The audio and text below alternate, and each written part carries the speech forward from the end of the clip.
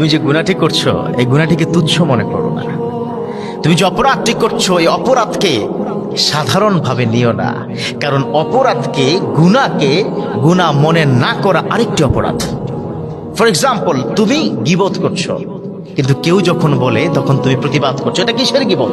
সত্য কথাই তো বলছি। হ্যাঁ, সত্য কথা তুমি বলছো, মানুষের পিছনে বলছো। সত্য যদি বলতে হয়, যার পিছনে বলছো গীবত করছো তার সামনে গিয়ে বলো। এই যে তুমি গীবতকে গীবত মনে করো নাই, তোমার ডাবল গুনাহ হচ্ছে। এক, তুমি গীবতের গুনাহ করছো। দুই, তুমি গীবতকে অস্বীকার করছো। তার মানে হচ্ছে তুমি যে অপরাধগুলো করছো, অপরাধকে অপরাধ মেনে নাও প্লিজ। সেজন্য আল্লাহর কাছে তওবা করো। আল্লাহর কাছে যদি তওবা করা হয়, ইয়া আইয়ুহাল্লাযীনা আমানু তুবু ইলাল্লাহ তাওবাতান নাসুহা, আল্লাহ পাক তোমার পিছনের গুনাহগুলো ক্ষমা করে দিবেন। লা তাকুনাতু মির রাহমাতিল্লাহ ইন্নাল্লাহা ইয়াগফিরুয যুনুবা জামিআ, আল্লাহ সব গুনাহ তোমার ক্ষমা করে দিবে।